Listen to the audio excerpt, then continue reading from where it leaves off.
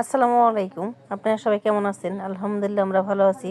আজকে রান্না করব খসল্লা মাছ, টমেটো আর আলু দিয়ে। এখানে কড়াইতে তেল দিয়ে দিছি আর পেঁয়াজ মরিচ দিয়ে হালকা একটু ভেজে নিছি। আর দিয়ে দিব আমি যে আলুটা আর কাঁচা টমেটো দিয়ে দেবো। এই যে দেখেন, কাঁচা টমেটো দিয়ে কিন্তু মাছটা রান্না ভালো লাগে, খেতে ভালো লাগে। আর ওরকম মতো টক থাকে না, হালকা একটু টক থাকে, ভালোই লাগে খেতে। আর এখানে দিয়ে দিব মশলা, আমি দিয়ে দিলাম লবণ, আর দিয়ে দিব হলুদের গুঁড়া আর মরিচের গুঁড়া দিয়ে দিব। দিয়ে সব মশলা দিয়ে ভালো মতো, যে মরিচের গুঁড়া যে যেরকম ঝাল খান সেরকম ঝাল দেবেন।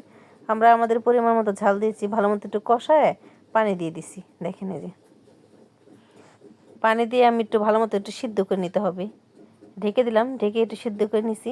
সিদ্ধ করার পরে এখানে যে মাছগুলো দিয়ে দিছি। মাছটা কিন্তু আমি আগে থেকে লবণ দিয়ে রাখছি, লবণ দিয়ে রেখে দিছি। এখন এই যে মাছটা আমি ভালো মতো যে এর সাথে একটু কষাবো।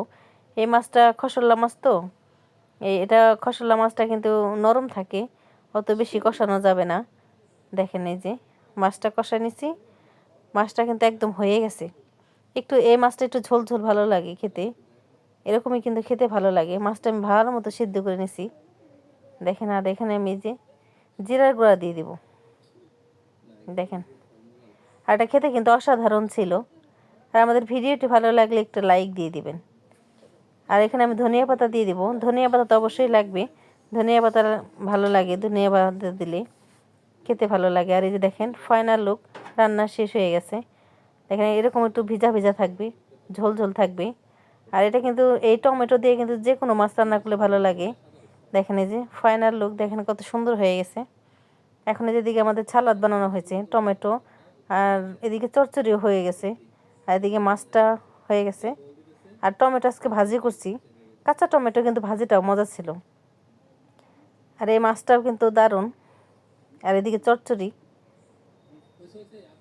চচ্চড়ি দিয়ে কিন্তু ভালোই লাগে। মলা মাছ চচ্চড়ি ছিল, দেখেন চচ্চড়িটাও সেই ছিল।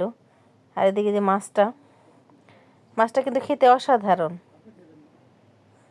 আর এই মাছটা কে কে কার কার পছন্দ একটু কমেন্ট করতে পারেন। দেখেন একটা আলু, আর দেখেন অসাধারণ খেতে।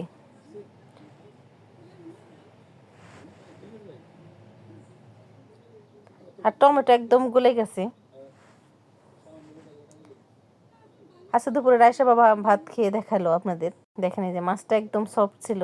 আপনারা ভালো থাকবেন, সুস্থ থাকবেন। আল্লাহ হাফেজ।